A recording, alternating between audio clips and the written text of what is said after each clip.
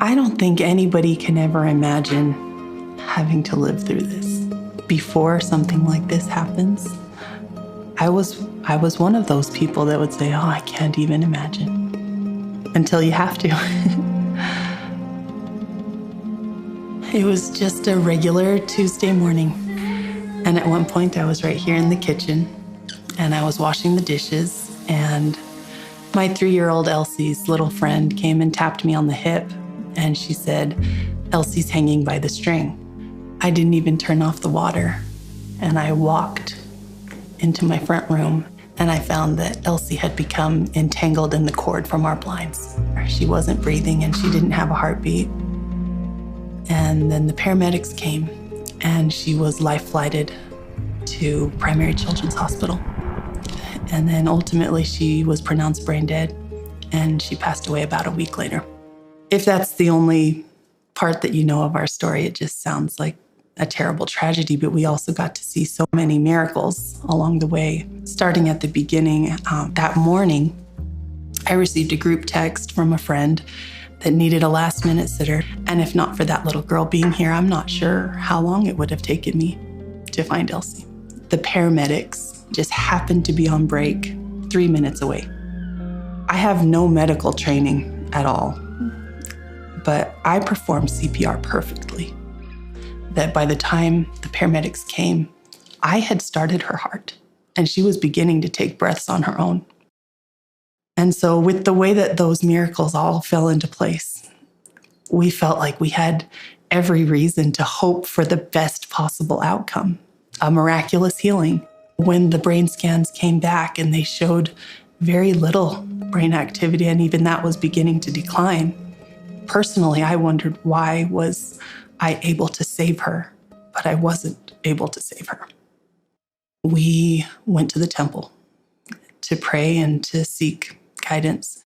I received a pretty clear prompting that she would not live. And I was just devastated.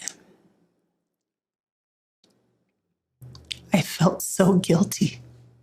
I felt like it was my fault.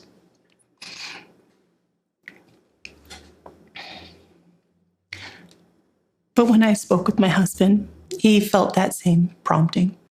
But he also felt a pretty strong prompting about organ donation. And that was that missing piece for me. That miraculous healing, it wasn't meant for Elsie, but it would come from Elsie for others. That it would be an answer to somebody else's fervent prayers. Faith doesn't protect you from grief or mourning or sadness.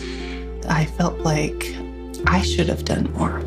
I should have saved her. I should have watched her closer. Why didn't I hear the prompting to check on her sooner? And I don't believe that there was one. That's the part that I have had to work through and learn how to apply His grace. That there are things that happen that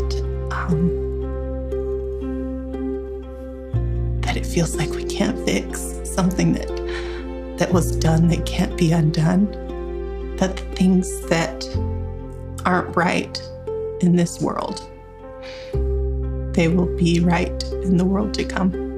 That accidents are a part of mortality.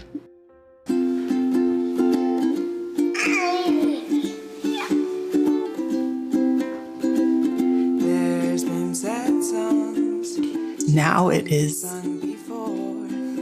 written on my heart that I know I will see her again. And because of that change in perspective, it